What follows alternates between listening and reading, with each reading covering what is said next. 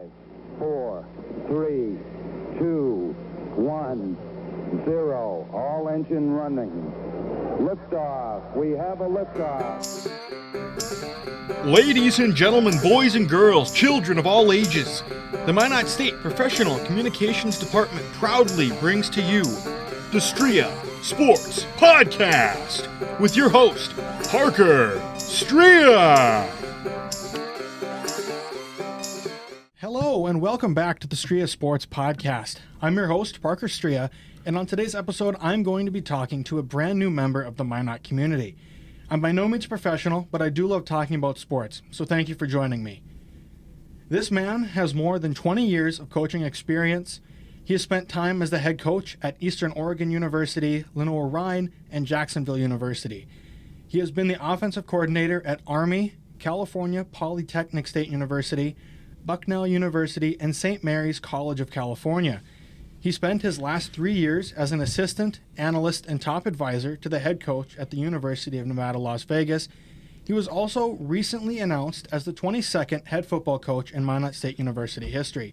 He is the one, the only, Mr. Ian Shields. Thank you for joining me. How are you doing today? Doing great. Excited to be here and talk a little bit about Beaver football here. Thank you. Thank you for joining me. So I just got a couple quick get-to-know-you questions, just easy.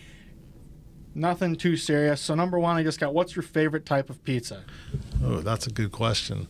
So since I've been in Minot, I've had pizza at a few different places in the last month because I've been here about a month now. And I'll have to say the bowling alley pizza here is pretty outstanding, underrated. Mm-hmm. And we went with the combination. I'm big on combinations, but no mushrooms. Okay. And what is your favorite NFL team? Okay, so the favorite NFL team has been since – I'm going to date myself here a little bit, but since about 1977, the Oakland Raiders, right, which is now the Las Vegas Raiders, obviously. So always been a Raider fan. Grew up, when the era when they used to be really good, and they haven't been good for a while now. Well, hopefully they'll be getting Rodgers from my favorite team. You guys will be winning a Super Bowl this year. If you could have any superpower, what would it be? Superpower. That's an interesting one. Maybe foresee the future. Ooh. Yeah, maybe foresee the future. I don't know. Maybe that takes some mystery out of it too. So I don't know. I guess you can never be too fast. Maybe some speed. I'd like some turbo speed would be great. Give me some Superman stuff. Two very great options. This one is kind of a highly contested one. Are you Team LeBron James or Team Michael Jordan? So I get in this argument with my sons because they're like in your age demographic, right? So the new group never saw Mike at his peak. Mm-hmm. I think it's a double. I think I'm a Michael Jordan guy. I'll say Michael Jordan to me is the best ever. But I will say this: LeBron's made a real case for himself because the longevity of what he's done, all-time leading scorer. There's a strong case for LeBron as he continues to build his legacy. He's done it longer than Michael has. Yeah. I think Michael at his peak was the best. But you could even go back further, and Bill Russell has a pretty strong case. He won 11 NBA championships. Mm-hmm. Michael and just nobody saw it. No one alive saw it unless you're over 70 years old. So. Yeah. But he was as dominant as there ever was, and Kareem was dominant forever. Mm-hmm. And so there's been a lot of greats. I think at the top of Goat Mountain, I think they're all about even. They're all special in their own way. Mm-hmm. And lastly, are you a glass half empty or a glass half full type of guy? Oh, it's all full. It's all full. It's not even past half full. It might be tipping over full. We're, like I said, that's the only way to look at it. I choose to coach, to be relentlessly positive. It's always easy to find a negative and make excuses and complain. That's some of the rules that we go by. With no whining, no complaining, no excuses. Nobody cares. Mm-hmm. Just find a way to get done. Love to hear it. So jumping into the bulk of this, so how have you been enjoying Minot so far? And you're about a month or just over a month in being here. Yeah, it's been great. I'm excited. I really have enjoyed getting to know the guys on the team. That's the first things first is, it's been straight work since we got here. I was signed three days before signing date, so we've been, like I say, juggling flaming chainsaws or drinking out of a fire hose. Like we've been going nonstop as a staff, getting my staff here. But we've loved it. We love the campus community, the community at large. certainly on the players of the team have been a real bright spot for me to get to know them personally and, move this program forward. That's the goal. What led you to Minot State? Kind of talk me through how that came to fruition after, of course, Minot State's last head coach contract wasn't renewed, and then just a couple months later, you're announced as the 22nd head coach. Yeah, well, that's the nature of the business. It's a pretty volatile industry, and if you get in this business, so you're going to be on the move typically, probably a little more than you even like, either one way or the other. So, was fortunate, I've been a head coach at 3 different universities. I've been a coordinator at a bunch as well, as you mentioned earlier, Parker. And it was just an opportunity for me to be a head coach again. I had the itch to scratch and I wanted an opportunity. And I saw this as a really unique opportunity where they haven't been good here. I mean, we've never had a winning season in Division II football since we made that jump from NAI to D2. So it's a chance for us to make history here. I see a lot of reasons we should win and can win here. Mm-hmm. We got a city of 50,000 people. We got an international airport here. We got a great education at an affordable price. We got a bubble where we can practice. There's a lot of positives here. Where we can attract quality student athletes here and put together a plan and do things uniquely, do them our way, but make a run in this conference here soon. Yeah, so did Minot State reach out to you about the position, or did you see that they had a vacant spot and you kind of reached out to them? A little bit of both. I mean, that's kind of how it works in this industry. You always know somebody somewhere and have a connection somewhere. And it's hard to typically in this industry to get a job just cold, so... was fortunate we made that connection. Kevin Forty, our athletic director here, reached out to me and, got in the interview process and, it led us to where we're at today. So I was fortunate. I was impressed when I came on campus initially in the interview process with our administration here. Dr. Shelley was outstanding. Everyone I met. So I see a lot of reasons for optimism here with the leadership here on campus and then the quality young men that we can recruit here. And we're having a lot of success right now as we speak in the recruiting process with guys. We had 10 recruits on campus this weekend. So we're working hard. And we're putting in overtime. And then, we started spring practice in 15 days. So, there's a lot going on right now. Yeah. So like we both mentioned, this is your 4th stop as a college football head coach. How do you plan on using experiences that you gained from those 3 other universities here at Minot State? Yeah, I mean, there's no substitute for experience. I mean, that's an advantage I have having been in this. Next season will be my 30th year coaching college football. So I've been doing this a while, and so hopefully you learn some lessons along the way. I think I've done some things well along the way, and I think there's some things I'd like to have done better along the way. Mm-hmm. And you learn from all of it. You learn from your successes. You learn from your failures if you're paying attention. Yeah. And you're always working to keep the arrow pointed up. I mean, you're getting better or you're getting worse. You're growing or you're dying. You're learning and you're living. And that's what we do, So I'm excited to to capture this team, to motivate this team, to infuse this team. And like I said, I've hired a great staff. That's the most important thing I probably learned along the way is have a real loving wife that really loves you and hire a great staff. And maybe a real loyal dog. And I'm not sure in what order. They all go hand in hand, of course. I know you just mentioned on your staff, and I was actually just going to ask that anyways. You've slowly been building your coaching staff for the upcoming season. This is something I personally just kind of wanted to know. How exactly does something like that work? Do you seek out these candidates? Like, I think this person would be great. Or do they see, okay, this university, kind of like similar to the head coaching question I asked earlier. Yeah. Do they seek you out or do you seek them out? Well, there's a little bit of both of that. Now, typically in this profession, you're hiring guys that you have a background with and you've worked for, and we've done that in a few cases here. So Mike Bruno is our defensive coordinator. Coach Bruno and I worked together a year ago at UNLV. So there's some history there. I know the guy. I've seen his work in person. Obviously, it's a really strong resume. Having been at, I think 3 different FBS schools, all right? So he's a talented young coach. There's a chance for him to coordinate. So he's doing a great job already. Then I hired Tom Seamy as our assistant head coach. Coach Seamy is our offensive line coach. We go back. The first time we worked together was in 1997. Okay, so he was at my wedding. So we're pretty tight. Got history. Yeah, we got a little bit of history. We've broken some huddles together. So and he's outstanding. And our offensive lineman will love him, and he's gonna get that room right. And we're gonna be tough and play hard and have a little edge to us, which will be nice. But Tom and I have history. Anthony Garnett in the secondary. Anthony's been a few different places at the collegiate level. He was at Arizona State. But he played for me as a quarterback at Cal Poly years ago. As a great quarterback, actually. We probably would have won the national championship in 2005 at Cal Poly if he didn't have an ACL injury about halfway through that season. We still went to the second or third round of the playoffs that year. We beat North Dakota State that year 37-6. All right. I mean, we beat them like rented mules, I'm telling you. And Anthony was our quarterback. And then when he got hurt, though, that took a little chunk out of us, and because he was our starting quarterback, he's a great player. So we're, even though like our defensive graduate assistant Jeremiah Johnson, Jeremiah played for me at Jacksonville University. So there's all these strands and these connections on this staff.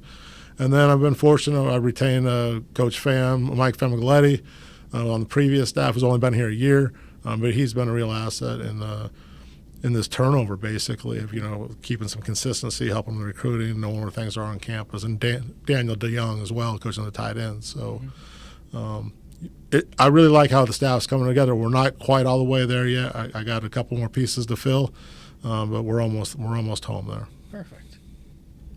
Okay, so fans and people around the area that are not familiar with you, what can they expect from you as not only a coach, but just as a person as well? Well, boy, you get personal. I have some real foundations in my life: my faith, my family, and the game of football. I mean, I don't have many hobbies. I'm not a great golfer. I'm okay, like in a scramble situation, but those are my priorities: my faith, my family, and football. That's it. It's not complicated. If I'm going to be doing one of those, and so. I think when they see our team play, I think we'll identify with. I think our fans will identify with how hard we play. And we're going to play with tremendous effort. I tell people that, like, if aliens were beamed down out of space to watch us play football, they'd be saying, I don't know what they're doing, but they're having a great time and they're going hard. I hope that's what we look like. And then if we play the game the right way, if we play the right fundamentals, right technique, don't beat ourselves. We like to say eliminate sin, the self-inflicted negatives. Mm-hmm. If we just don't lose the game, eventually you can win the game. Exactly. So that's what we have to get better at here. And, obviously we always got to improve the current roster, too. We got to keep recruiting and get our talent level so we're competitive at the highest levels of this conference. And we're working towards that. And we have good players here, too. We have some good players here. Mm-hmm. I think people would be surprised. Like, we have some good players here. We just got to get them all pointed in the right direction and get this program in total alignment, offensively, defensively, kicking game, culturally. And like I said, it's a jigsaw puzzle. When you're the head coach, that's what you're doing. You're putting a jigsaw puzzle together. You're getting in the car, and it's like Google Maps, and you got to get the destination right, so everyone's not just falling off cliffs or into ditches. That's what we're trying to get done. Well, that makes a lot of sense. Okay, so Minot State's fourth. We're just going to get into a little bit of actual football now. Sure.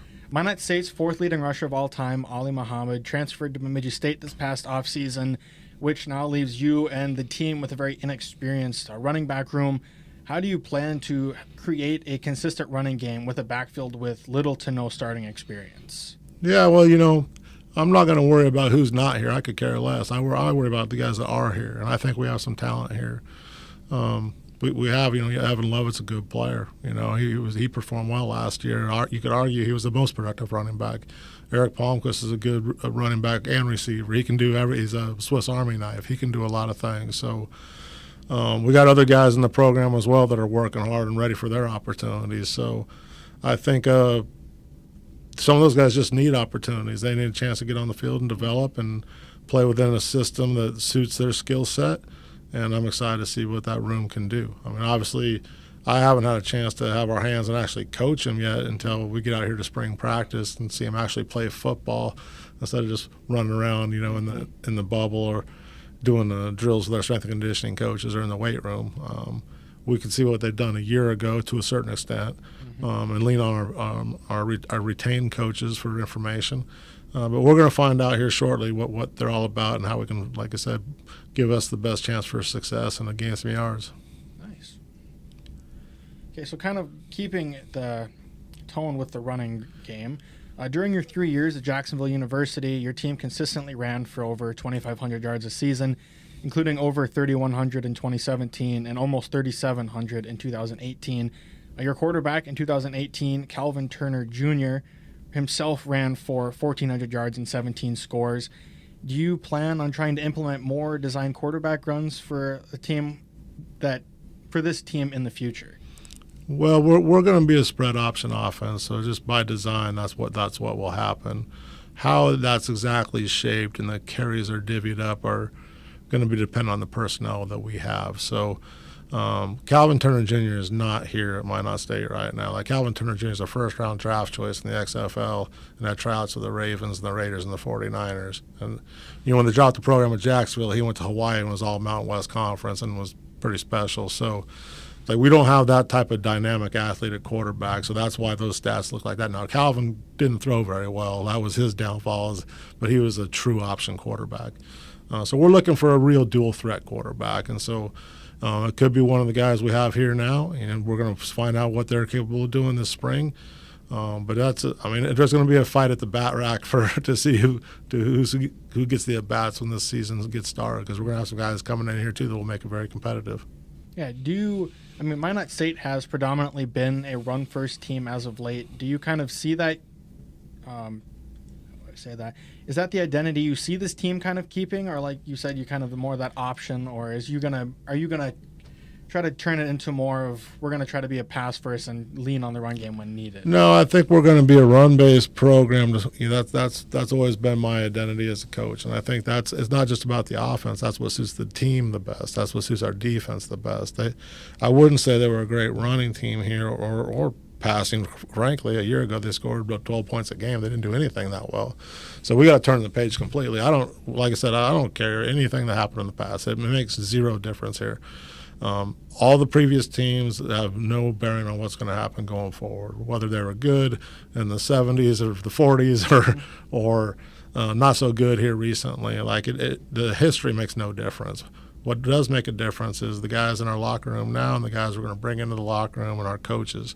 That's what makes the difference. And then our administration here and our support we get from our fans and our student body. What happens now is what's important. The past is irrelevant. And I know shortly after you got to Minot, you actually went and met and made yourself known to local high schools, including Bishop Bryan, Minot High, and my alma mater, Velva. Can you tell me a little bit what those trips were like and how important you think trips like that are for things like recruiting? Well, I think it's critical to the recruiting process to get out there myself as the head coach, but our staff as well here in the state of North Dakota, right in our backyard. We need to work at it and have Minot State known and have that be an option. I didn't know until I got to those schools you mentioned, Minot, Bishop, Bryan, and Velva, that each of the head coaches are Minot State alums. Mm-hmm. Like, I had no idea until I got there, and they said, "Coach, it's great to see you." Everyone is so friendly here in North Dakota, but very well received. They were happy to see us. Like I said, I want that to be an option for guys to stay home and play in their backyard so their families can not have to travel so far and watch them play. And we're going to be playing football at a high level here. And there might be some guys that choose to go on and go to, say UND or NDSU or wherever across the country. But if it doesn't work out, and then it's a pretty volatile industry on that side of it too. And then the transfer portal's open, and you never know the guys we might get that say, hey, those guys at Minot State are good guys. They're doing a nice job. We like the staff over there, and we get guys on the rebound. That's how it can work and may work. We just got to keep doing the right things right. I mean, if you do the right things right consistently, day after day after day after day, then the football gods are paying attention and they're going to reward you. Yeah, and I will absolutely always be vouching for the Velva players. That's just my bias kind of sneaking in. But so, how important is it for your players to not only focus on the game and the team, but are you actually going to how important is it that they also make sure they're focusing on their academics and classroom work as well as football? Yeah, it's super important, but everything's important. Like I tell our team, we have this corny acronym, WADL, Waddle, and what Waddle means is that's just our philosophy: is you win all day long. You don't just win on Saturdays when the scoreboard's on. You win consistently from the second your head gets up off the pillow to the second you put your head down on the pillow. I want guys that are consistently keeping score. I want competitors. I want guys that want to win in the history class or philosophy class or their comm class, and I want guys that are winning and making the right decisions at lunch. I want guys that are winning in their community service. I want guys that are winning at practice. I want guys that are winning in the weight room. I want guys winning their conditioning. I want guys winning in their flexibility. They're taking a yoga class. I want guys winning when they're making the right decisions, what to eat for dinner. I want guys winning in their relationships with their family and friends or girlfriends or whatever it is. Like, I want guys that are winners, because habits are habits, and winning habits lead to winning, and the scoreboard gets right. And if you have losing habits, then those are habits too, and that leads yourself to losing. So it's a simple process. It's just consistently doing the right things right over and over and over and over and over, and then the scoreboard takes care of itself. So I want guys that are going to win everywhere, and our team GPA will be strong. So Minot State, I mean, I think we kind of touched on it earlier, unfortunately hasn't had a winning record since 2010. How do you, as a new head coach, approach a team and also a community that has been on the losing side of so many games over the last decade and couple years? Yeah, so this next year, this next team has never played or coached in any of those games. So it's a blank slate. Like, who cares, honestly? Like, we're gonna, like you already asked, so we're gonna keep the glass half full. We have guys that are competitors. We have talent here. We have a coaching staff that has a plan, and we're gonna go compete, and we're gonna go give it a great effort. We're gonna do the things that win football games, and if we do that well enough, then the scoreboard takes care of itself. But it is a process. Building a program is a process, and we might not go undefeated and win the national championship next year. We get that, but we are going to be a better football team, and we are not going to have. We're not going to put limits on ourselves or negative expectations upon us. Like, we're going to go compete every game, and we're going to try and go 1-0 every week, and that's the goal. And I know we kind of touched, or you especially kind of touched on spring ball a little bit earlier, and it, like you said, does start in just a couple weeks. I believe it's, what you said, 15 days from today? 15 days, Tuesday the 21st. How important is spring ball going to be for you and your staff to get a look at this talent on the roster that you guys, other than Coach DeYoung and Coach Pham, you guys haven't coached any of these players, so how important is spring ball going to be? Oh, it's critical. It's critical for us just to get some foundations of the program and some philosophical stuff, how we do business on the field. You know, I mean, we've started heading that direction, like how we're doing business in the weight room and the off-season conditioning program and our fourth quarter program. But to actually get out there and do football and line them up and to see how they move and throw and block and catch and all the fundamentals of football, how they can transition to our system, our coaching style, in all three phases. You know, no one talks about the kicking game either, but we got to figure that out too. So there's a lot. It's going to be a journey of discovery here, and we're going to learn a lot about each other. We're going to learn a lot about these kids. But I said it's going to be great. Like, we need to do it, and it's going to be fun. I know our guys are excited to get the helmet and shoulder pads back on and actually do some football. Okay. Do you, as the head coach, have any goals for the upcoming fall season, whether that's individual goals for you yourself or just kind of as the team as a whole?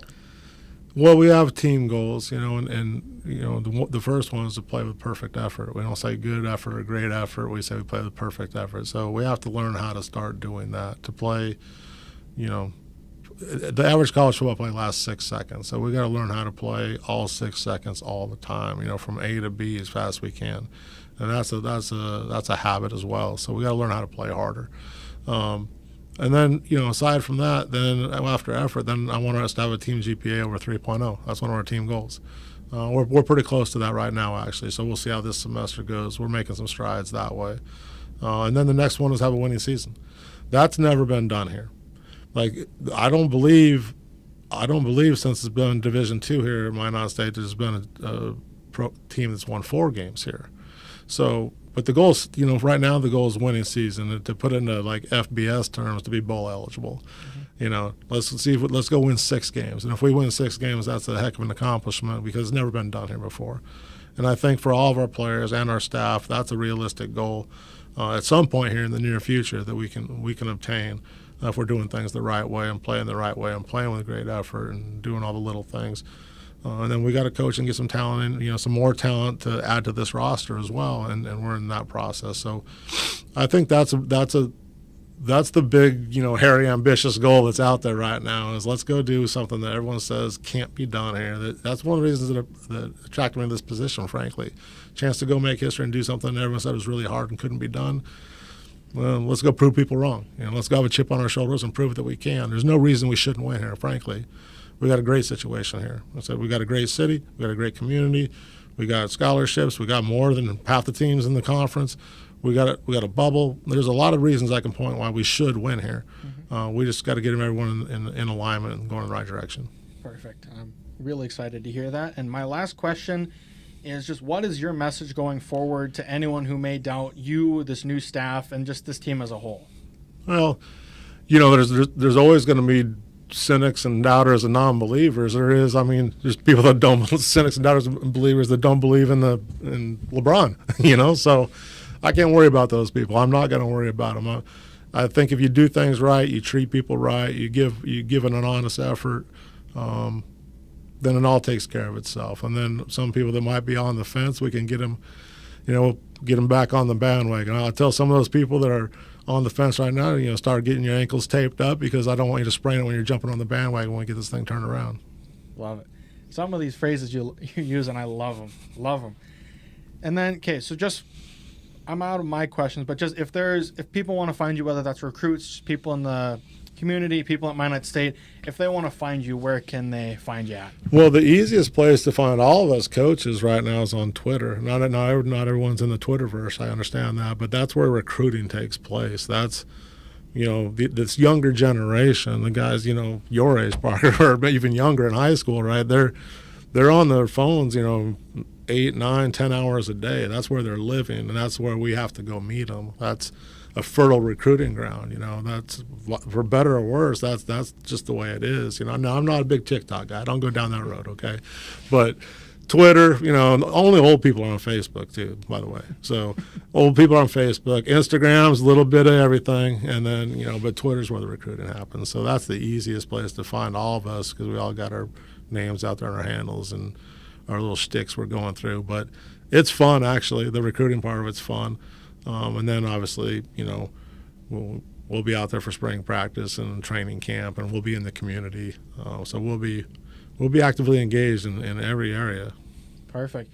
You guys heard it here first. If you want to reach any of the Minot State coaches, make sure you go to Twitter, and they'll find you once you reach. You got to reach out to them first, though. They're not going to come for you. But unless they're really fast and have eligibility left, then we might go find them. Then they will search for you. Well, that is all I have for you guys today. Once again, this is head coach Ian Shields, head coach for the Minot State football team. Spring practice starts in 15 days, and be sure to look out for them this fall with a new revamped focus and motivation for this Beavers team. Don't forget to like and subscribe and hit that notification bell so you never miss an episode. Thank you for tuning in, and I will catch you all next time. Peace.